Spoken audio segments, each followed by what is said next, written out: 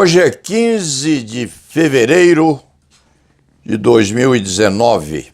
Conforme prometemos na última semana, o Dr. Roberto Delmanto vem aqui hoje e eu o recebo com imensa satisfação para continuarmos examinando o chamado anteprojeto de lei anticrime, anteprojeto de lei sem número de 2019, que altera, no fim das contas, umas 14 leis e que consta já está sendo remetido ao Congresso para exame. Eu vi qualquer coisa nesse sentido. E vamos começar ou continuar no chamado capítulo correspondente às medidas para assegurar a execução provisória da condenação criminal após julgamento em segunda instância. Então, o doutor Roberto está com a palavra para suas apreciações introdutórias. É um assunto sofisticadíssimo, não, Roberto? Sem dúvida, Paulo. Eu tenho muito prazer de voltar a estar aqui com você. E sempre que eu entro aqui no seu escritório, eu sinto assim, como se fosse alguma coisa mística, bastante sagrada. E eu imagino no seu escritório, nessa longa e vitoriosa carreira sua, quantas pessoas aqui não vieram buscando o seu auxílio, quantas lágrimas derramadas, quantas esperanças renovadas, graças ao seu trabalho. Você que é um dos mais importantes criminalistas do país, dos mais experientes, e que foi importantíssimo também para a classe, não só como exemplo, mas eu não me esqueço, quando você foi o presidente da Comissão Nacional de Prerrogativas, onde os advogados, certamente, em todo o Brasil, nunca terão sido mais protegidos, mais amparados. Então é um prazer estar aqui, nós damos essa continuidade. Você lembra que a última vez que nós tivemos, nós estamos vendo que já se pretende agora, um passo adiante ou abaixo, querer a execução em primeira instância, no Tribunal do Júri, pelo projeto Moro. O réu, o acusado, o condenado, por uma votação mínima, por 4 votos a 3, ele já sai preso do Tribunal do Júri. Muito acusado vai pensar 2 vezes em se apresentar ao Tribunal do Júri, o que vai prejudicar a sua defesa na impossibilidade de fazer autodefesa e no que isso será explorado pela promotoria. Agora, hoje eu estava lendo uma frase do ministro Celso de Mello, falando sobre a criminalização da homofobia. Ele dizia que a gravidade de você escrever uma Constituição para depois não cumpri-la, não querer cumpri-la. E a nossa Constituição, como nós sabemos, é clara no sentido de que a condenação precisa, para ser executada, transitar em julgado, tem de estar esgotados todos os recursos. Isso, como nós estávamos antes conversando, era pacífico, até que num determinado momento, os tribunais superiores, Supremo, STJ, assoberbado pelo volume de recursos e processos, que não são, diga-se de passagem, da parte criminal. A parte criminal é muito pequena, a maioria são ações cíveis e principalmente ações patrocinadas por entidades estatais, pelos governos estaduais, pelo Distrito Federal. E resolveu-se então fazer a execução em segunda instância, contrariando, violando a nossa Constituição. Depois surgiu o caso Lula, que por ser um caso emblemático, né, e com a radicalização que surgiu nesse país, que infelizmente ainda está presente, rotulou-se aquilo, né? Se nós vamos mudar isso, vamos libertar o Lula. Mas eu acho que o objetivo não foi assim dos mais nobres. Eu acho que o objetivo foi: vamos desafogar a nossa pauta, a pauta do Supremo, a pauta do STJ. Pois é, eu tenho a sensação, às vezes, Roberto, de que nós estamos num início ou no caminho para uma fabulação. Eu escrevi um romance. Nós gostamos de romance, não, Roberto? Você escreve umas crônicas maravilhosas. Eu escrevi um romance chamado Fabulações de um Velho Criminalista, que deu seguimento a uma quase obsessão minha no sentido de vivificar o passado. Nós temos essa veleidade.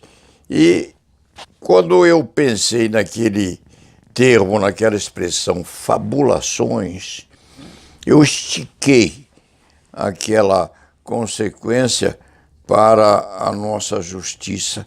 A nossa justiça está no sentido de fabulação, não, Roberto? Porque ela está, de um lado, fingindo que é verdade, e outro lado, pondo a verdade fingindo que não é. Por exemplo, nos chamados julgamentos virtuais, não, Roberto? Aquilo já vem julgado.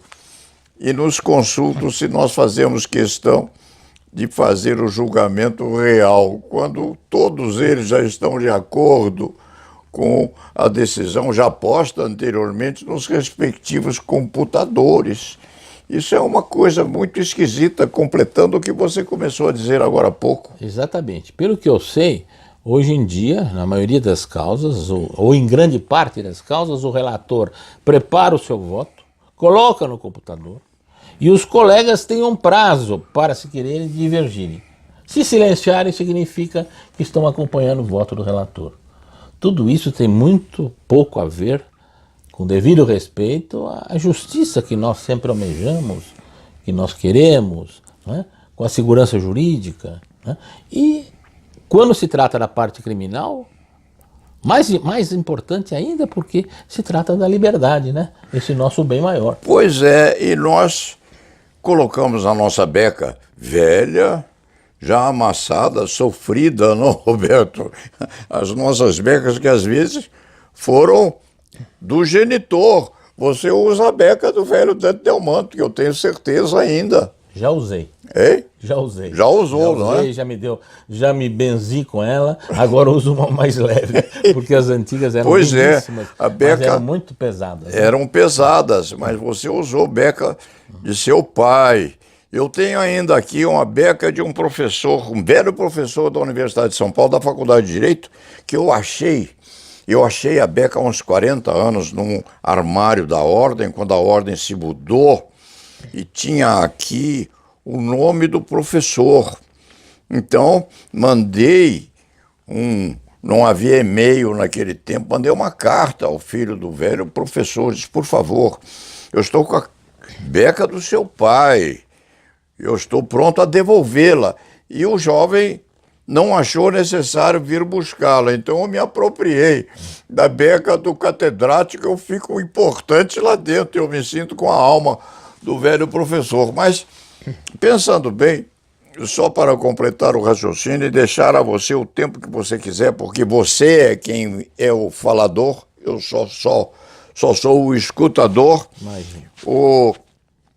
O questionamento todo que se faz é o seguinte: nós colocamos a nossa beca, estimulando o raciocínio, vamos lá, enervados, com as glândulas todas em atividade, não, Roberto? Porque a gente nunca se acostuma com aquilo, né? Claro. 40, 50, 60 anos depois, a gente ainda sente os eflúvios do passado sob aquela vestuária toda. A gente vai lá, sustenta com vontade, com peroração, prepara a sustentação oral, mas em 90% das vezes aquilo já vem julgado.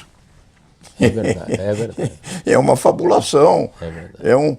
É um fazer de conta que, excepcionalmente, surge uma dissidência qualquer, etc., mas aquilo já vem posto a definir, no sentido até de encurtamento de tempo. Daí você me diz, não, Paulo Sérgio, aquilo lá, essa questão toda correspondente a essa execução depois de decisão de segundo grau, o tribunal não pode perder tempo. Seria esse o motivo principal?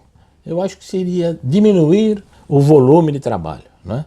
Esta foi a solução, a meu ver, adotada, errada, violadora da Constituição, da qual o Supremo tem de ser e haverá sempre de ser o guardião maior, né? Agora, o que foi julgado até agora, por um voto de diferença, por 6-5, é que seria constitucional a execução da prisão em segunda instância, né? E a gente tem esperança de que, parece que para abril está marcado o novo julgamento, e pelo que se percebe, parece que poderá a solução ser revertida, né? Por votação, também por voto de 6-5. Tudo está dependendo do voto da ministra Rosa Weber, que na última vez que se tratou desse tema, acho que era justamente o habeas corpus, se não me engano, do ex-presidente Lula, ela disse que ela deixou a entrever que a posição dela é pela inconstitucionalidade da execução provisória em segunda instância, mas que ela atentava ou se curvava ao colegiado, a importância do colegiado, porque não era uma ação declaratória de inconstitucionalidade, não é? Era uma ação, vamos assim dizer, comum, onde havia apenas um interessado, um paciente.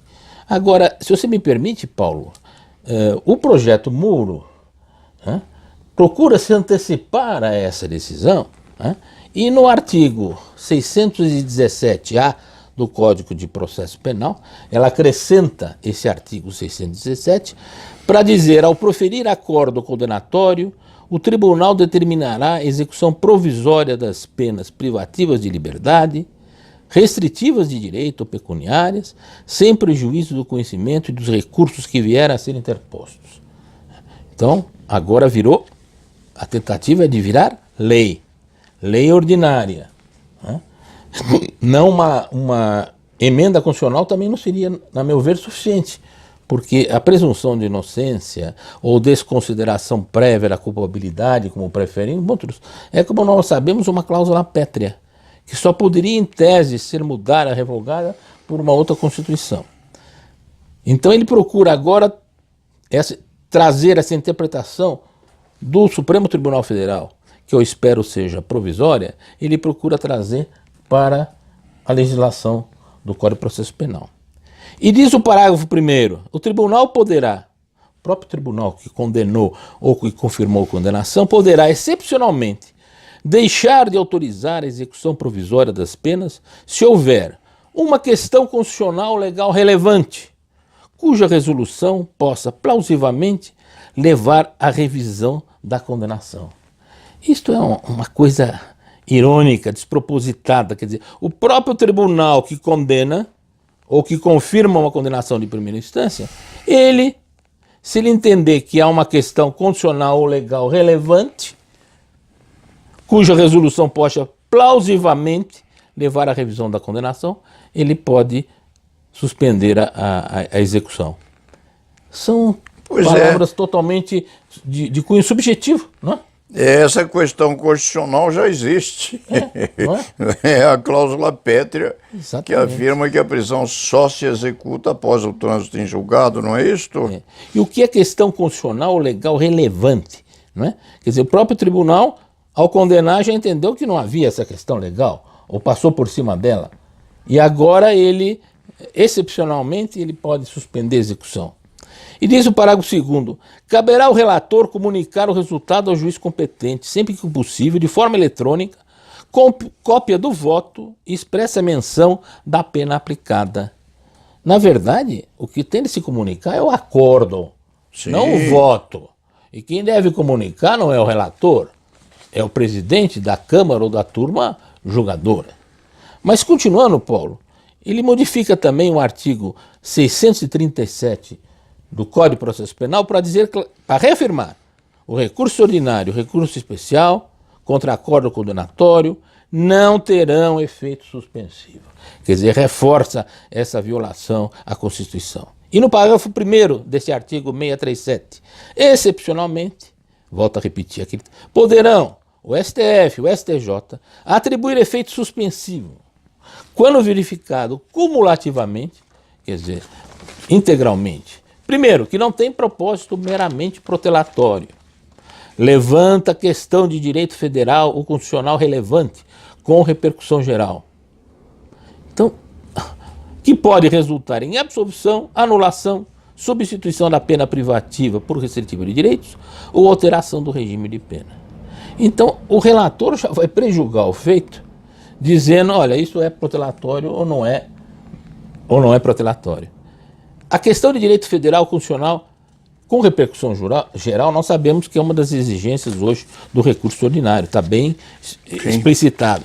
Agora, questão constitucional relevante é uma questão assim, é um termo solto que em si não tem um significado definido. E pode resultar em absolvição, anulação da sentença, substituição da pena privativa de liberdade por restritiva de direitos ou alteração do regime da pena para o aberto. Não fala na possibilidade, por exemplo, do fechado para o semiaberto. Sim. Só do semiaberto para o aberto. Não fala, por exemplo, nas hipóteses de diminuição da pena. Se você diminui a pena, você muda o regime, você muda... Sim. Né? Ou um caso de uma desclassificação. Né? Quer dizer, então, a gente vê que o intuito é cercear e dificultar a execução em liberdade, né? O recurso em liberdade. Sim.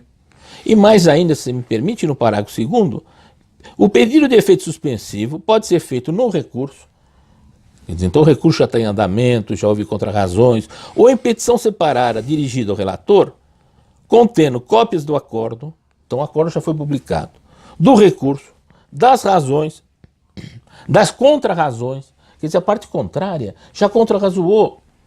O sujeito já está preso há meses. Né? E prova da tempestividade e demais peças necessárias à compreensão da controvérsia. Então eu acho uma lei mal redigida, que dá insegurança jurídica e que, antes de tudo, viola a Constituição e cerceia a liberdade. Pois é, junto a este anteprojeto, nós recebemos um anteprojeto também correspondente à atualização das questões correspondentes a tráfico e posse de entorpecentes, veio junto com esta remessa que nos fizeram. Há, evidentemente, críticas que vão ser feitas no momento oportuno. Eu lhe peço que não interrompa ou não tenha a sua missão como ultimada quando nós acabarmos de examinar isso aí, porque nós vamos ter que enfrentar essa lei antitóxicos também, essa atualização. Mas aquela lei, aquele projeto, independentemente das críticas que lhe possam ser feitas, tem o nome da comissão de juristas, de sábios, designados para a propositura daquelas alterações. Um eminentíssimo presidente de um tribunal superior, há 2 colegas nossos advogados bem relacionados e bem propostos dentro da ciência do direito penal, do processo penal, há membros do Ministério Público, há juízes especializados, inclusive em delação premiada. Eles vêm expondo as suas responsabilidades e os seus nomes nesse anteprojeto que fizeram. Aqui, Roberto, isso foi posto impactantemente à nossa frente, não? Você tem notícia de que se estivesse a elaborar isso aqui, esse anteprojeto? O que eu sei, que eu tenho certeza, é uma decorrência daquelas teses, daquelas propostas do Ministério Público.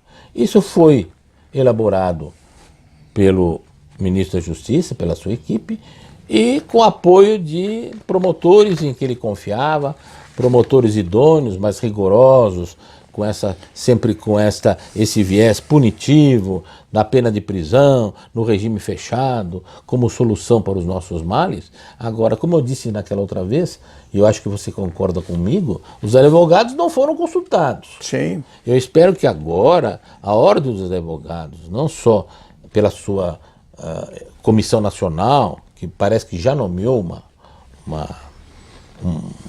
um grupo para estudar o assunto, se manifeste, porque a Ordem vem se omitindo muito Com certeza. ultimamente, né? Eu espero que com essas novas eleições ela se pronuncie, porque aqui está em jogo, como disse a você, quer dizer, a liberdade, né?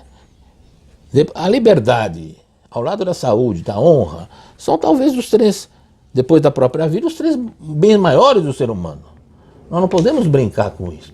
Pois é, parece que o ministro Moro já remeteu esse pacote ao Congresso. Eu tive a notícia de que isso já está lá, já foi remetido. O intuito político é aproveitar este prestígio de início de governo, né?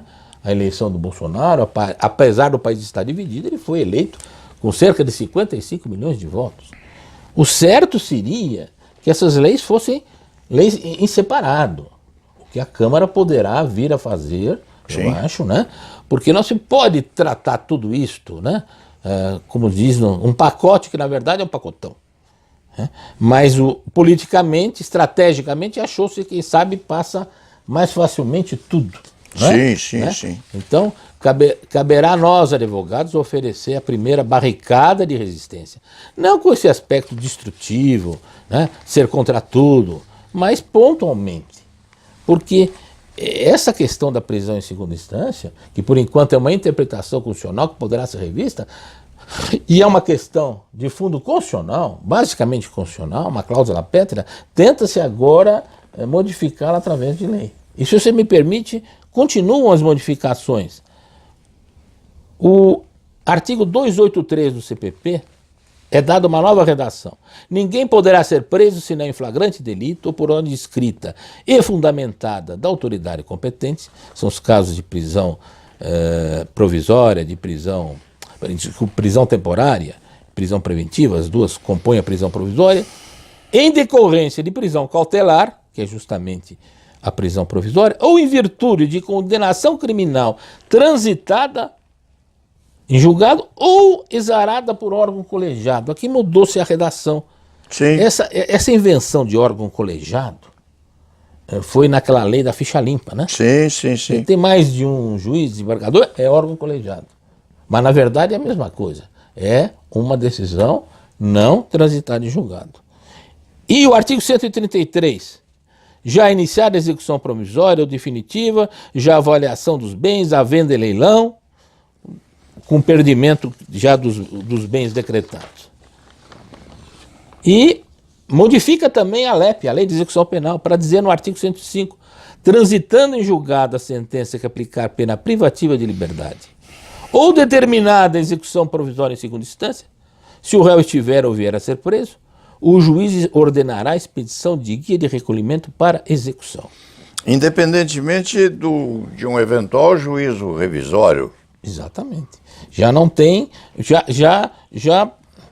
se você quiser buscar essa exceção que a lei dá, né, seria necessário que o próprio tribunal que condenou ou que confirmou a condenação desse essa exceção, né, admitindo que é uma questão constitucional, legal, relevante, coisa que ele próprio, ao condenar, já implicitamente negou, né, ou que o tribunal do recursal, seja o STJ, ou seja o Supremo, liminarmente, numa decisão provocada por uma petição essa que tem uma série de requisitos, inclusive as contrarrazões da parte contrária. E se ele vier a ser absolvido no segundo grau, eventualmente, exatamente, não habeas corpus, se o processo vier a ser anulado? Mas inventou-se, vendeu-se para a empresa certas informações totalmente. Por exemplo, embargos de declaração não tem efeito modificativo. Claro que pode ter. Claro que tem. O STJ não julga mais o mérito. O STJ só vê, e o Supremo, as questões processuais ou questões constitucionais. Não é exato. Nós sabemos que no recurso especial, né, você pode ter não só mudança de regime, quantidade de pena. O tribunal pode estar numa questão de negativa de vigência, entendendo que aqui em São Paulo está se aplicando uma lei, no Rio Grande do Sul não se aplica, pode resultar na absolvição. Agora, é aquela frase do grande ministro Marco Aurélio que ele disse, né? Quem poderá devolver ao preso a liberdade perdida, ultrapassada pelo tempo? Isso não tem preço. E essas pessoas, Paulo, vão ser julgadas nesse sistema carcerário vergonhoso, medieval. Não vão nem, se algum presídio tiver lugar que deveria ter para preso provisório, eles já são presos considerados definitivos. Sim. Quer dizer, essas pessoas, se amanhã forem absolvidas ou for anulada a condenação, já vão voltar maculados, já vão voltar ultrajados, já vão voltar piores do que entraram. Quer dizer, eu considero isso um absurdo realmente total. Inacreditável que nós estejamos caminhando por um projeto desses. Pois é, a vocação desse projeto é uma vocação prisional, não é? O eminente ministro da Justiça teve em mira simples e puramente o condenado, o preso, mas não como ser humano, é esquisito isso, né? Como um objeto de atuação da lei penal. Não se pensa na criatura humana como tal, e se dirá, não, isso vai caber execução penal. Não, não cabe execução penal, não, porque isso tudo aqui está misturado no cadeiário, no sistema prisional, inclusive. Dentro desse contexto, vamos lá, iniciada a execução provisória ou definitiva da condenação, vamos ficar na provisória. O juiz de ofício ao requerimento do interessado do Ministério Público determinará a avaliação e a venda dos bens, cujo perdimento foi decretado em leilão público, aqui falta uma vírgula, não? Vírgula. A venda vai ser em leilão público. Em leilão público, mas o homem aqui na execução provisória, ele não está definitivamente condenado ainda. Então vão tomar todas as coisas dele. Já tomaram a liberdade e tomam o resto. Tomam o resto. Tomam os bens também, né? Tomam o resto. Tomam os bens, né? De repente, num recurso, ele obtém a invalidação da sentença, obtém a liberdade, obtém a exculpação. E como ele faz com os bens dele que foram tomados? Como vai conseguir isto, né? Vai se ressarcir. Mas tem mais um gravame nisso, que talvez no primeiro momento possa passar desapercebido. Nós sabemos que a tradição da nossa lei processual penal, não só os embargos de declaração, né, que podem sim ser, dependendo do caso, modificativos da decisão, alterar uma decisão condenatória, e aqui se silencia, né, como se terminada a sessão já o próprio relator, não o presidente da turma, já comunica, de preferência por via eletrônica, para executar, para prender. Na verdade, nós temos de respeitar os embargos de declaração. E os embargos infringentes, que, como nós sabemos, é da tradição do nosso direito. Isso nunca mudou. Né? O juiz singular deu uma decisão. O tribunal, colegiado por 3 desembargadores ou 3 ministros, vai rever essa decisão. Se a defesa tiver um voto, quer dizer, daqueles 3, um votou de uma maneira mais benevolente para a defesa, você tem os embargos infringentes. Claro. Virá um 4º e um 5º juiz para tentarem ou confirmar ou mudar. E o que diz o artigo 609, parágrafo 1º? Quando houver voto vencido pela absolvição em segunda instância, admite-se embargos infringentes e de nulidade, que poderão ser opostos dentro de 10 dias a contar da publicação do acordo na forma do artigo 613. Parágrafo 2º, os embargos serão restritos à matéria objeto de divergência e suspende a execução da condenação criminal. Pelo menos os embargos infringentes suspendem. Mas tem uma coisa muito grave aqui. Só se admite se o voto vencido for pela absolvição. Sim. E se o voto vencido for Redução. por uma redução de pena, uma desclassificação, uma pena menor, um regime menor, não cabe embargos infringentes. Então esse viés da condenação, da prisão em regime fechado, como se isso fosse uma solução para os nossos males, né? Vendendo-se isso ao público. Hoje, se você for perguntar, a maioria das pessoas acha justíssimo a prisão provisória em segunda instância. Temos de acabar com essas demoras, né? claro que se um dia tiver na pele deles de um parente, ele vai imediatamente mudar de conceito, né? Mas porque não se aprofundou nessa questão. Então a nossa obrigação, como operadores do direito, como pessoas que cultivamos o Código Penal, a Constituição, é alertar.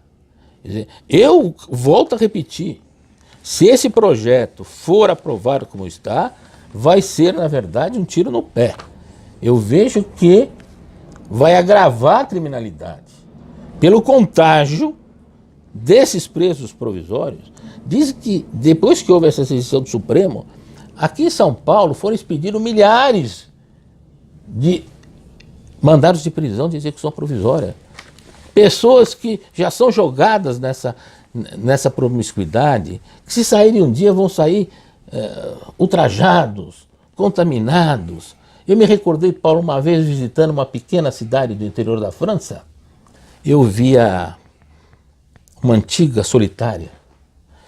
Você sabe que na Idade Média os homens não eram mais baixos do que os atuais. Sim. Mas determinadas solitárias, quase todas, se fazia numa altura mais baixa do que a média do ser humano. Sim. Para que aquele que fosse colocado na solitária jamais pudesse ficar ereto. Foi o rei Luís, depois feito santo pela Igreja Católica, que revogou. Mas eu cheguei a ver, num determinado castelo, no interior da França, essa situação. E hoje já passou o RDD, agora num tema que nós, se não for hoje, vamos abordar outro dia, esse do presídio de segurança máxima, que também uma coisa, nós temos 700, 800 mil presos, entre condenados e definitivos. Existem 5 presídios federais. Nos 5 cabem no máximo 1.000. E pede aos diretores que deixem sempre um lugar vago se precisar uma emergência. Como é que 1.000 pessoas vai solucionar uma multidão dessa, de 700, 800 mil? E lá, pelo que eu li, o sujeito fica em uma cela individual por 22 horas durante o dia. Ele sai 2 horas para um banho de sol. Isto é uma pena cruel, que é vedada pela nossa Constituição. A família ele vai poder contactar, ou por áudio, vídeo, se estiver longe, porque a maioria não vai ter condições de comparecer e viajar para Porto Velho ou para não sei quanto. Se for, vão ser separados por um vidro. E o mais grave de tudo, o juiz poderá determinar a gravação da entrevista com o advogado. Eu sempre achei, Paulo, que nós advogados não estamos acima da lei. Ao contrário, nós advogados, os juízes, os promotores, temos de ser os primeiros cumpridores da lei. Quer se investigar um advogado por má conduta, se investigue. Agora, você querer violar aquele contato dele com o cliente que está preso, é como querer violar a confissão num confessionário, a entrevista com o médico, com o terapeuta, né? Eu acho que esse é um caminho muito perigoso. Dourou-se a pílula, né? Tem alguma coisa que eles falam, por exemplo, a gravação das visitas, das cartas, até aí dá para passar, né? Nós sabemos que existem alguns poucos, mas maus colegas que já serviram de pombo-correio, famílias que também servem de pombo-correio. Então, as gravações das entrevistas com os familiares, com os amigos que sejam autorizados, tudo bem. Também proibiu-se a gravação dentro da cela, porque já houve, algum tempo atrás, a gravação feita pela Polícia Federal do sujeito que estava preso dentro da cela dele. Quer dizer, o último reduto, o canto da prisão dele, lá ele era gravado. Essa lei não permite. E também diz que nessa gravação com familiares, com os amigos, nunca pode servir como prova de fatos pretéritos, fatos anteriores à condenação dele. Né? Fala, olha, lembra que ano passado teve aquele furto, aquela coisa? Não vai poder. Mas a sanção é uma sanção leve, simplesmente de uma violação de dever funcional, né? Quando devia a lei deixar claro, isso será caso de nulidade absoluta. Então nós vemos que nós temos esse viés, né? E você sabe, no mundo inteiro já se provou que a prisão tem de ser reservada para os criminosos violentos. Pois é, para os perigosos, né? Você acabou de trazer em mira um assunto que eu chamaria de mefistofélico. A gente tem que voltar um pouco no tempo, ou voltar bastante no tempo, Roberto, para recordar alguns aspectos ligados a essa questão correspondente à gravação intercorrente de comunicação entre familiares e presos e de comunicações entre advogado e seu cliente. O Conjuro Consultor Jurídico, que é uma revista com uma preocupação social muito grande, me cedeu há uns tempos atrás uma pesquisa muito séria que fizeram sobre o início dessa tentativa de gravação intercorrente de conversas entre presos e seus familiares e de conversas entre advogados e seus constituintes. Isso começou muito lá atrás, quando o Ministério Público, que é uma carreira muito respeitada por todos nós temos eminentes colegas que mantêm conosco relação de respeito e de afeto, mas o Ministério Público, como organização, ele instituiu uma iniciativa no sentido de adquirir um comportamental eletrônico cuja origem se encontrava numa elucubração ou numa articulação eletrônica constituída por uns rapazes lá do sul do país. Eles criaram o sistema, que era ainda um sistema rocambólico, porque estavam começando, mas eles criaram esse sistema e o nosso Ministério Público adquiriu esse sistema soturnamente, sigilosamente. E era um sistema que foi posto a funcionar, embora ninguém soubesse, mas nós advogados sabíamos que alguma coisa diferente estava acontecendo. Eu tenho aqui nos meus arquivos, que são fatais, eu tenho uma gravação que fizeram, inclusive, num parlatório, durante um congresso sexual entre o preso e a mulher, ou a concubina, ou a amiga, ou uma meretriz convocada ou convidada. E essa gravação foi feita com os dois lá dentro, naquilo que a gente chama de conjunção carnal. Devo ter isso por aí ainda guardado nos meus arquivos. E, Roberto, a grande indagação que se faz correspondentemente a isso é saber se esta coisa continua existindo ou não. Em outros termos, se essas nossas instituições, que são instituições respeitadíssimas, ainda mantêm esse tipo de comportamento, que é um comportamento mefistofélico, de gravação de losas entre advogado e seu cliente. Isso vale muito, eu fico muito preocupado com essa questão correspondente à realização de audiências por videoconferência, em que se garante teoricamente ao advogado a possibilidade de conversar com seu cliente pelo telefone. O cliente está sendo interrogado, o advogado precisa conversar com o cliente, há um telefone, a moda de telefone vermelho na sala de audiência, e se diz ao doutor Roberto Amato, não, o senhor pode conversar sigilosamente com o seu cliente. E nós temos que partir do princípio, Roberto, que, embora o Poder Judiciário seja confiável, e o é, não é porque é feito para sê-lo, se alguém não meter um grampo no meio do caminho para captar lá fora a conversa entre o advogado e seu cliente sem que o juiz saiba, porque o juiz não pode saber dessas coisas e o promotor público também não pode. Isso aí leva a gente a uma perplexidade. Imagine você numa sala de audiência realizada por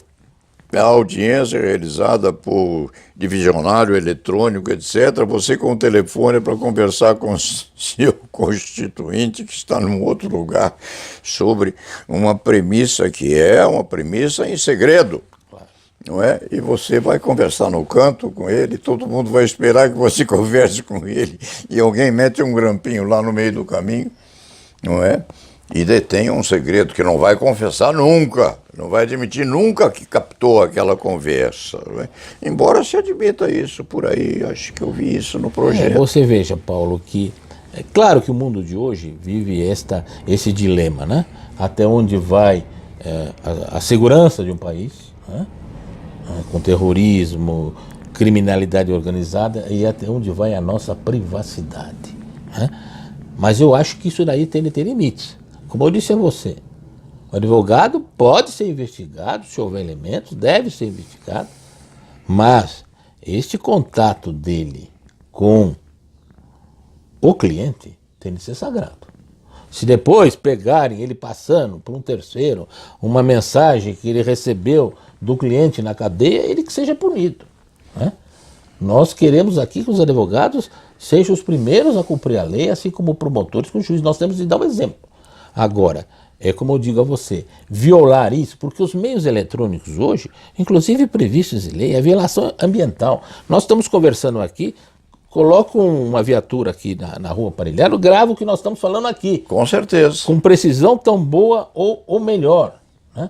Essa parte acústica, que hoje o agente disfarçado pode entrar, colocar, a lei permite, no seu ambiente um gravador. Agora, eu acho que certas coisas, o médico, o terapeuta, o confessor de qualquer religião e o advogado, isso daí tem de ser preservado.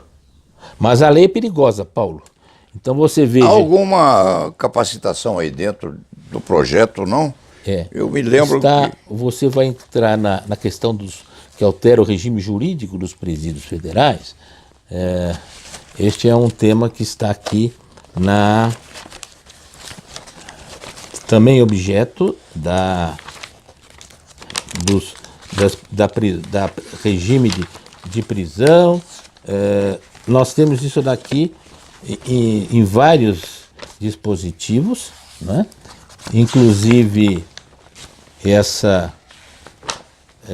você vai ter aqui uma série de projetos, mas especificamente quando fala dos presídios federais, primeiro, no artigo, ele até altera a Lei 11.671/2008 para dizer que o juiz federal da execução penal será competente para toda ação de natureza civil ou penal que tenha objeto fatos ou incidentes relacionados à execução da pena ou infrações penais ocorridas no estabelecimento penal federal.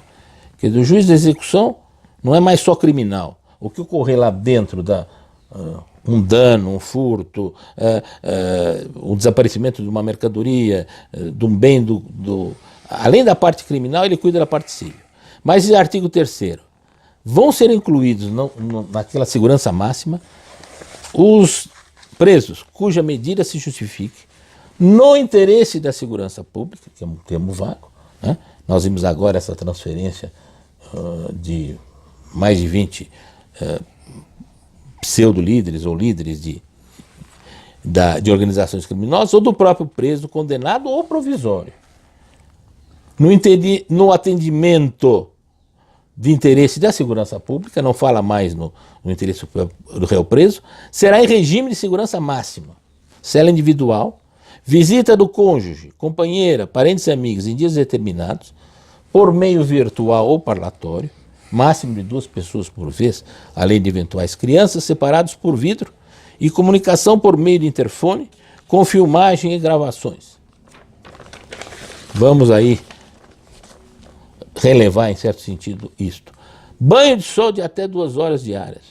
O dia tem 24 horas, então o sujeito fica 22 horas numa cela individual. Quem criou isso foi Márcio Bastos, nosso colega, não? Mas Foi. agora isso já tinha no RDD, né? Sim. Regime disciplinar diferenciado, que ficou. sim. Agora ele adapta o Moro, a maioria dessas coisas, para a segurança máxima dos presídios. Monitoramento de todos os meios de comunicação, inclusive correspondência escrita. Também já a Constituição ficou desatendida. Atendimentos de advogados previamente agendados.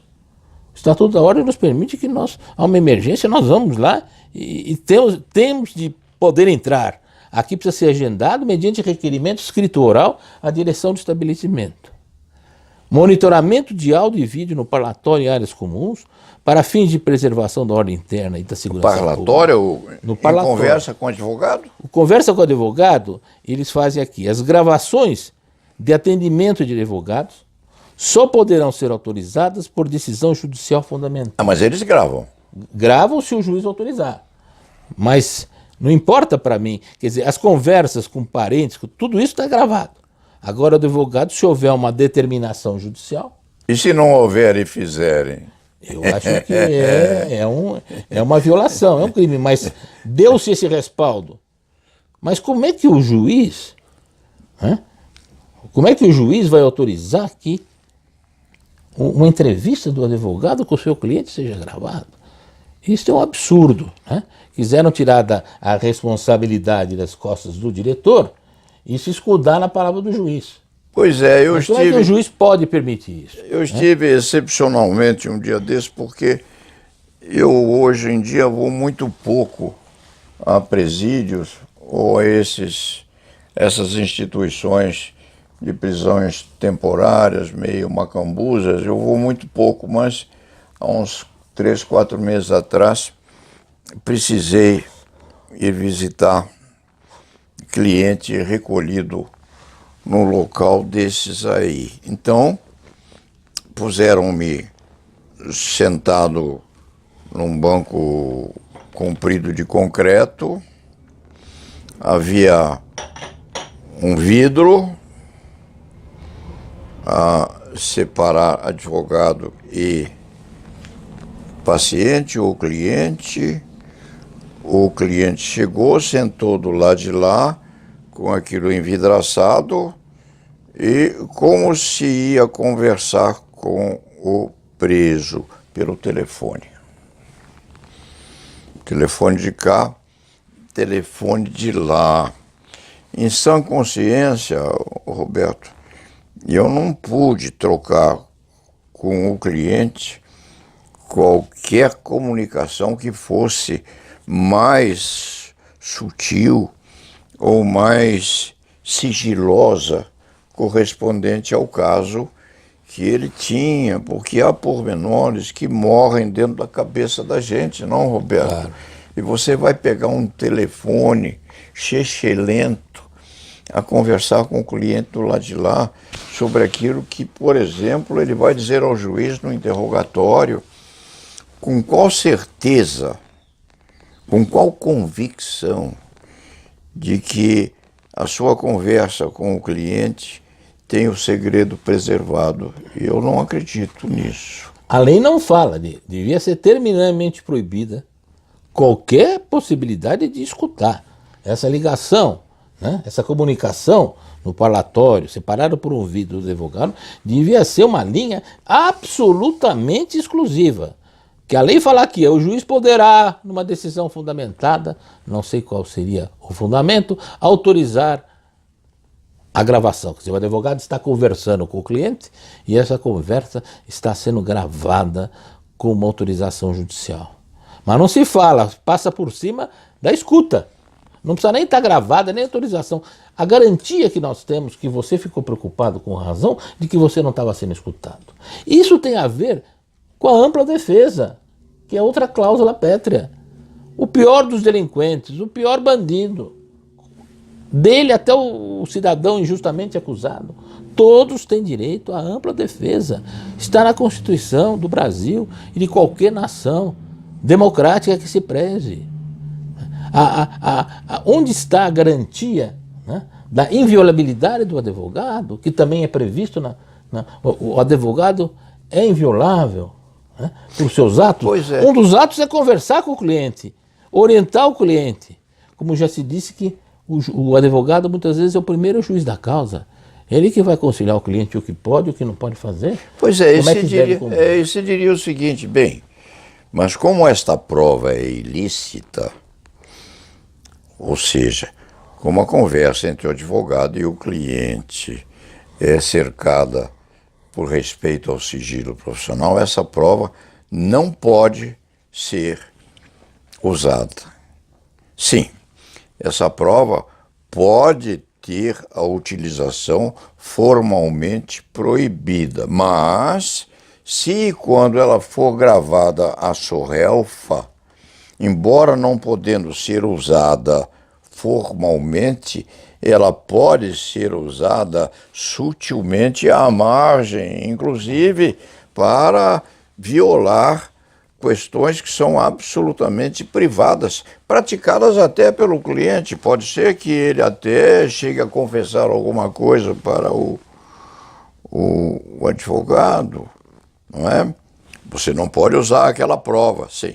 Você não pode usar aquela prova, mas você vai investigar exatamente aquela circunstância paralela correspondente ao que você não pode usar, o que dá na mesma. Mas você veja, a escuta, basta, por exemplo, que a polícia escute. Né? Ou chega ao Ministério Público, não precisa ter gravado, mas se escutou aquela ligação que você pensa que está sendo privada no parlatório, o telefone seu e atrás do vidro o telefone do cliente, na verdade tem uma escuta. Isso não está formalizado. Então, basta chegar aos ouvidos da polícia, do promotor, quer dizer, está violado a profissão do advogado, a inviolabilidade profissional, a cláusula pétrea da ampla defesa que a todos deve ser garantida. Né? Então, agora, a gravação, tentaram dizer, se o juiz autorizar, ela vira lista. Eu acho que ela não vai virar lista. Essa questão terá de ser levada aos tribunais, porque você sabe que no Congresso nós não sabemos o que vai acontecer. É um Congresso muito renovado, é um Congresso muito impactado por essa onda de extrema-direita, nós não sabemos. E o Supremo já começou a entrar na mira. Né? Você viu uma semana atrás um auditor fiscal fazendo imputações. Não por acaso, hoje é o ministro mais liberal, mais corajoso da Suprema Corte, que é o Gilmar Mendes. Né? Dizendo, olha, há indícios de corrupção. E a imprensa passou isso batido, mas eu li na hora e falo, olha, através disso, para beneficiar votos seus ou de colegas, certo? De colegas, quer dizer, dizendo, além do Gilmar Mendes, pode ter mais algum. Isto é gravíssimo. Isto é gravíssimo, e eu acho que o Supremo não mandou, oficiou, realmente foi dito que o auditor fiscal vai para a Corregedoria da Receita Federal, que ele exorbitou, mas a coisa, uma ameaça ao ministro do Supremo, e veladamente consta que há indícios de que, através desta corrupção, benefícios alteraria o voto dele e de colegas. Né? Quer dizer, então, que isso seja um alerta, porque você sabe, depois do fracasso da esquerda, que acabou com as finanças públicas, destruiu a ordem econômica desse país e mergulhou a fundo na corrupção, veio a extrema-direita. E ela vem com muita força, né? Como se fosse um tsunami. E você sabe que nas ditaduras, os primeiros a ser calados são os advogados. Sim. Né? Depois a imprensa e depois os juízes. Ou vice-versa. Os advogados, os juízes e a imprensa. Pois é. Então esse ataque ao Supremo, eu acho que serve de alerta, tá certo? Ou o Supremo reage e se faz respeitar, ou nós vamos para um caminho que não vai ser mais o projeto Moro, vai ser o projeto Morro Abaixo. Eu estava refletindo sobre as possibilidades paralelas de constrangimento imposto a uma criatura, extraídas essas possibilidades da pura e simples condenação criminal ou do puro e simples processo criminal. Ou seja, como você pode constranger alguém a fazer ou deixar de fazer alguma coisa sem usar a lei penal?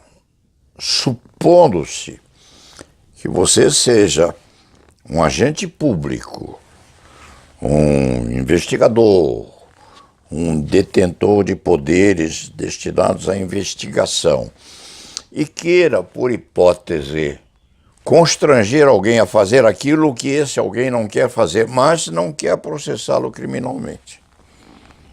Você não quer recorrer à justiça penal. Nem deve e nem pode, porque se você o fizesse, isso catalisaria uma censura muito grande. Processar alguém sem razão visualizável pode caracterizar constrangimento ilegal. Como se pode constranger alguém sem usar o procedimento penal? Eu estava conversando isso outro dia lá na minha casa. A gente debate em casa, né? Com as mulheres, com os nossos filhos, são todos ligados à ciência jurídica. Então, diz a minha mulher, no bolso. No bolso. Digo, como no bolso? Pois é, você pode ser constrangido a ficar calado, por exemplo, se você tem um problema de imposto de renda. Se você, por uma hipótese qualquer, se devotou a fazer a sua declaração direitinho, mas escapou alguma coisinha lá, que pode provocar um procedimento administrativo que envergonha você, não é? A publicização disso, etc, etc. E quando a criatura é sábia, é competente, ela acha qualquer coisa que quiser, porque as contas, os números, eles são manipuláveis, não, Roberto? Claro. Para o mais ou para o menos, é só querer. É só alguém que é sábio nisso, querendo fazer. Fizeram isso com o Gilmar. O Gilmar Mendes. Fizeram. Com essa suspeita de que ele estivesse a se comportar, irregularmente. Então, quiseram enodoar a beca do ministro do Supremo Tribunal Federal. E, na verdade, Roberto, a santidade é muito difícil de alcançar para nós, né? Mas você pode ter certeza que não foi visado aleatoriamente o ministro, né? Que tem um instituto de direito respeitável, né? Mas foi-se procurar atingir um dos ministros mais liberais, mais democráticos, mais corajosos da corte, que vem tendo atitudes de proeminência. E já se pode saber quem poderão ser os próximos. São sempre os juízes liberais, não é? Aqueles juízes que contrariam em defesa da liberdade, da ordem constitucional, essa avalanche punitiva, né? Que o direito penal vai resolver tudo, que a prisão vai resolver tudo. Vamos chegar logo a 900, a 1 milhão de presos, vamos passar a China, vamos passar os Estados Unidos, e na verdade, eu digo a você, o trágico é que se isso passar, porque a primeira barricada tem de ser a nossa, dos advogados, com a nossa voz. A segunda principalmente dos criminalistas, porque o civilista não tem essa visão que nós temos. Os civilistas são mais suaves, não é? A segunda, mas são muito rigorosos nessa parte penal, porque eles não conhecem. Ah, é isso mesmo. Em geral, eles são mais severos. Pode ver na ordem, nas comissões, os mais severos na parte punitiva são os civilistas. Eles não conhecem a fundo a alma humana, né? O que leva o homem a delinquir, o porquê que o homem pode ser processado. Nós somos a primeira barricada. A segunda vai ser o Congresso. Nós temos de trabalhar junto ao Congresso, a ordem, fazer... E o último baluarte vai ser o Supremo. E antes de que isso ocorra, Antes que esse projeto, já esse ataque ao ministro. Com essa velada referência que isso daí passou-se por baixo, mas eu li na época que fala assim, não, há suspeitas, no fim não tinha evidência nenhuma, dado nenhuma, há suspeita de que eventual atos ilícitos possam contaminar as suas decisões e de alguns colegas. Como que nós podemos admitir isso? Não é? Nós temos de reagir, porque a hora que derrubarem o Supremo, né? A hora, já não foi o filho do presidente que falou? Não precisa de muita coisa para fechar o Supremo, basta um jipe e um cabo. Não foi isso? Foi um dos filhos? Foi. Um dos 4 presidentes. Falou isso. São 4, né? Então, nem da ditadura militar. Agora, na ditadura militar houve ministros caçados. Hermes Lima, Evandro Lins, o grande, foi caçado. Você não tem a dúvida que esses ataques, se possível, vão tentar caçar ou fazer impeachment de ministro do Supremo para colocar lá pessoas desta linha condenatória, soturna, dessa linha soturna, dessa linha, desse excesso de punitivismo. Então eu acho que pareceu que foi um desvio de um auditor que extrapolou. Não. Isso daí eu tenho certeza não é à toa. Né? Há um esquema de apequenar a advocacia, de gravar os advogados. O advogado é pombo correio. O advogado vai lá conversar com o preso para passar instruções para organização criminosa. Né? Advogado pode ser sim gravado. O diretor não pode gravar, mas o juiz pode. Isso é a prova lista. E depois vai se chegar ao Supremo. Pois é. Você já fez quase 50 anos de advocacia criminal, não? 52. 52 anos. Você? Eu fiz 62. Somados dá. 6 e 5, 11, dá 114 anos. Alguma experiência nós temos. Né? Juntando a experiência dos dois, dá mais de um século, não é? Quando eu era mocinho, já faz muito tempo, e comecei a advogar, eu tinha aí uns 5 anos de advocacia. A gente pode contar, porque o que aconteceu há 70 anos atrás já aconteceu, não, Roberto? Está prescrito. Está prescrito 70 anos atrás. Eu precisei defender uma autoridade que era imaculada. Era um santo homem. E aquilo veio bater na minha atividade defensiva, porque talvez, inclusive, não tivesse encontrado outro mais adequado às circunstâncias, não mais corajoso, mas menos prudente, não é?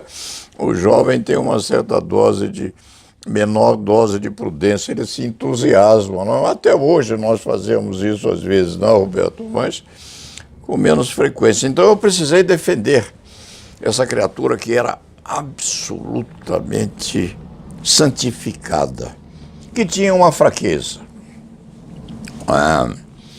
Nós vamos ficando mais antigos, não, Roberto? Mas eu digo mais antigo, não mais velho, mais antigos, e vamos ficando muito mais adequados às vicissitudes da vida, e começamos a examinar a humanidade como a humanidade é. Naquela expressão de Chico Buarque de Holanda, eu adoro essa expressão, procurando bem, todo mundo tem pereba, só a bailarina que não tem. O doutor Fábio Del Monte, que é um excelente criminalista e que é um grande gozador, outro dia usou essa expressão do Francisco Buarque de Holanda, procurando bem, todo mundo tem pereba, só a bailarina que não tem. E dentro desse tipo de fraqueza, essa criatura que era absolutamente santificada tinha uma vocação muito grande para gostar do elemento feminino, o que não é anormal, não é, Roberto? Não é anormal, porque o normal é que se goste, até empiricamente, do elemento feminino, porque as mulheres sensuais, são sedutoras, são lindas, são bonitas, são cativantes. E essa nossa personagem tinha essa fraqueza. Seria uma fraqueza, uma tendência normal sem as características de prudência adequadas. E, certo dia, ela foi seduzida por uma moça linda, que lhe passou nos corredores. E passou nos corredores com um ar sedutor, convidativo, aquelas coisas que a gente vê nos contos que você escreve às vezes, porque você escreve às vezes uns contos muito bem postos no sentido dos pecados da criatura humana, não é? E esse nosso paciente, esse nosso cliente, ele não resistiu.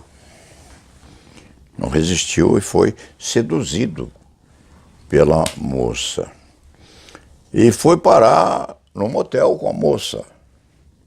Nós não tinha os impedimentos de casamento, etc. Era um homem livre, desimpedido, solteiro, mas gostou da moça. Não havia nada de mais nisso. E foi a um motel com ela. Foi presa em flagrante. A menina tinha 13 anos.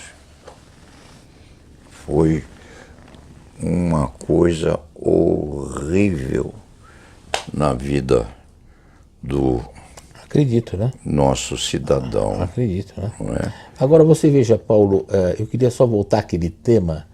Eu advoguei, por uma série de circunstâncias, eu advoguei com alguma intensidade durante a ditadura militar. Sim. E eu vou dizer, durante os 21 anos de ditadura militar, nunca se cogitou de gravar conversa de advogado com cliente.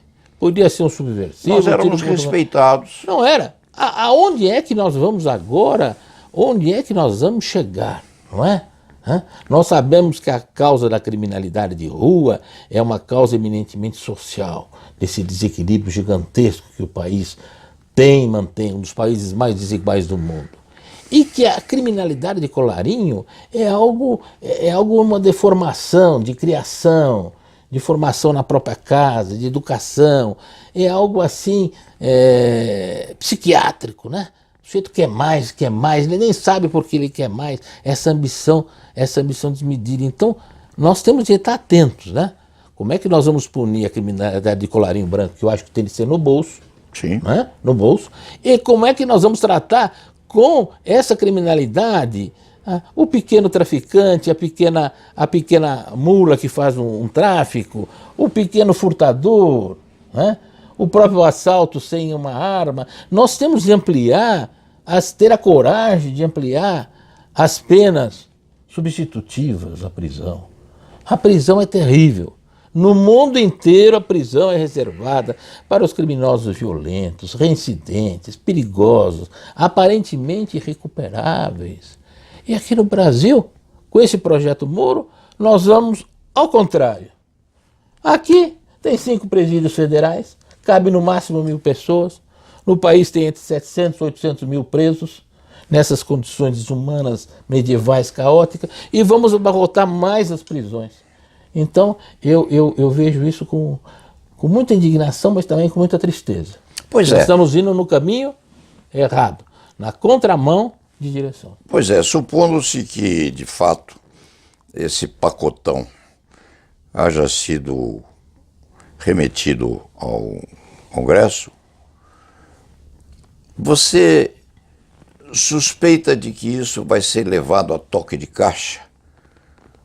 Você teria talvez a impressão de que uma atividade das entidades de classe, a Associação dos Advogados Criminais, Instituto Brasileiro de Ciências Criminais, o Instituto dos Advogados, a própria Ordem dos Advogados, por meio das seccionais e do Conselho Federal, você não supõe que essas entidades de classe, nesse contexto, ou nessa primeira linha desse oferecimento, desse pacote, já não estão sendo articuladas para o estudo desse projeto? Porque nós conversamos outro dia, nós dois, Roberto, as comissões, elas normalmente são vagarosas, não? Esse anteprojeto aí da lei de atualização da lei antitóxicos, confessa-se no introito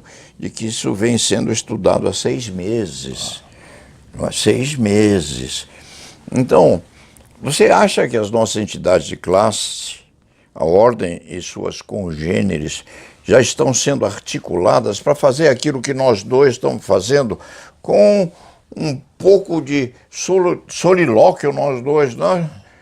Comentando essas coisas numa parceria a dois, porque isso é tão impactante que não se pode esperar que haja a constituição de uma comissão para fazer esse trabalho que nós estamos fazendo. O que eu sei que o IBCCRIM está pedindo artigos de colegas e advogados até o fim do mês. Ele vai publicar uma matéria.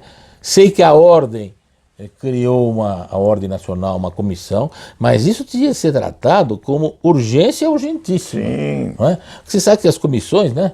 Conhece aquela piada que Deus, quando quis criar o cavalo, nomeou uma comissão, criaram uma zebra, né? Criaram a zebra. Pois é, né? pois é. A comissão tem isso agora. É preciso que este pacotão foi articulado há muito tempo pelo juiz Moro, pelo Ministério Público, sem a presença dos advogados, né? Nós somos postos de lado, então a reação tem que ser muito rápida, né? Porque nós não sabemos o que vai acontecer no Congresso, nesse tsunami punitivo, né? A imprensa encampou isto, né? A prisão vai solucionar, né? A prisão vai solucionar. E agora nós vimos, outro dia nós conversamos aqui na nossa primeira entrevista, que já não estão mais satisfeitos com a segunda instância. Eles querem a primeira. A primeira, o sujeito do júri já sai preso. E na segunda instância, já se diminuiu a amplitude dos embargos infringentes. Só cabe embargos infringentes se for o voto vencido for pela absolvição. Se o voto vencido desclassificar, aplicar uma pena menor, um regime... Não pode. Quer dizer, até onde é que nós vamos chegar, não é? E você sabe que quem vai por uma prisão, para essas nossas prisões, se não é doente, sai doente. Se já é doente, sai mais doente. Se já é criminoso, sai pior. Isso é fato comprovado. Tanto que nós não temos apoio aos egressos, né? Nem o particular que dá emprego a um egresso, que já pagou uma pena, que já está reabilitado. Está reabilitado, mas as empresas conseguem descobrir que ele já teve um processo, já teve um inquérito. Então nós temos toda essa gama de situações, né, que só vai, na minha opinião, aumentar a criminalidade. Pois então, o sujeito executado provisoriamente, preso, depois de meses ele é solto. Em que condições ele está? Ele sai. Eu tenho a sensação de que nós dois, Roberto, que nós já passamos do tempo ou da medida de pretendermos ser alguma coisa além daquilo que nós somos. Você é um advogado criminal em absoluto e pleno e vantajoso arregimentador de uma pleiade de colegas aqui no Brasil que é invejável. Eu também já passei do tempo de querer alguma coisa a mais do que aquilo que o destino me deu. Nós não queremos mais cargos, não temos vocação mais para coisa alguma, nem quinto constitucional, já passamos do tempo, há muito tempo que nós nem pensamos mais nisso. Então nós fazemos o nosso trabalho com bastante discrição, bastante sossego. Nós estamos nos reunindo, nós dois, creio eu, e nós já conversamos sobre isso, como um par de advogados que está sugerindo aos outros 700 e poucos mil que nós somos que prestem muita atenção nisso. Não é, Roberto? Porque, no fim das contas, é como se nós tivéssemos um pequeno estilingue, lançássemos uma pedrinha e disséssemos aos companheiros, isso não pode ficar assim, porque se vocês se mantiverem em segredo, esta coisa vai infernizar mais ainda a vida dos nossos presos. É um projeto difícil de ser examinado pelas impropriedades que ele tem, não por aquilo que ele sugere, porque os defeitos estão aí à margem. E nós nos dispusemos a essas coisas. Há muito mais coisa aqui para ser examinada, não, Roberto, que nós podemos fazer isso na próxima quinta ou na próxima sexta-feira. Preferência na quinta, né? Por causa desse trânsito. Preferível na quinta-feira. E vamos abordar outros temas e vamos esperar que a nossa voz aqui isolada, mas você tem hoje os seus áudios, tem uma repercussão enorme na classe, que a gente atinja esses colegas, não é? Porque não é que nós estamos falando em interesse nosso pecuniário. Quanto mais prisões, mais difíceis as leis, os nossos honorários vão ser até mais valorizados, o cliente vai vir mais assustado. Mas não é isso que nós queremos. Pois é. Como advogados, como amantes do direito, nós queremos uma evolução. Não queremos uma piora, não é? Que nos envergonhe. Nós temos uma Constituição que é uma das constituições em matéria de direitos humanos mais avançadas do mundo. Nós não podemos abandonar isto, né? Colocar isso para baixo, né? Nós temos de reagir. E nós estamos fazendo a nossa parte. Pois é. Não é? Pois Há outros colegas em postos importantes, né? Vamos ver. Eu acho que a ordem tem de agir e agir com rapidez. Pois é. Isso assim não passa. Isso assim não pode passar, não é? E nós estamos aqui como dois soldados muito vigilantes, não é? Isso é muito importante para nós dois, porque nós temos 60 anos atrás de trabalho, não é? Você lembra aquela frase que no fim não era dela, né? Daquela antifranquista que lutou na Guerra Civil, falou La Passionaria. Sim. Não passarão. Não passarão. Espero que o projeto Moro, que eu acho um projeto morro abaixo, não passará. Então, caríssimo ministro da Justiça e Segurança, não é? Ministro de Segurança, o grande erro, o grande problema foi fazer isso à socapa, não é? Você veja a estratégia, quer dizer, o Bolsonaro eleito, toda essa enorme votação, embora o país dividido, né? 55 milhões a 45, ele escolheu a figura mais dura, mais enérgica, mais radical da magistratura, que eu acho que abusou do seu poder, deu mau exemplo para outros juízes, outros seguidores do Moro por aí fora, Rio de Janeiro, Brasília, a gente sabe quem são. E na verdade, você veja, o Bolsonaro também escolheu a figura mais popular. Mas existe uma frase usada na política brasileira, mas diz que é americana: não contrate quem você não pode demitir. Não contrate quem você não pode demitir. Porque você sabe que é ambição política? Bolsonaro mal começou, já vai pensar na reeleição. Guedes é candidato. Você acha que o Moro não é? O Moro... o Moro tem a alternativa do Supremo, não é? Ele tem a alternativa do Supremo Tribunal Federal, por enquanto. Por enquanto, porque se ele brigar muito... Então não contrate quem você não pode demitir. Não é fácil demitir o Moro, né? Não é fácil, não. Mas a nossa luta não é pessoal. E nós nem queremos. A nossa não é pessoal. Nós achamos que é um homem culto, idôneo.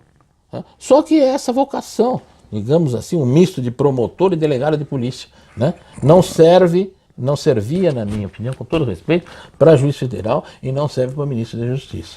A consequência está aí. Pois é. Nesse projeto. Esse pacote, não. Não passará. Não passará. E la nave va. Até quinta. Até quinta.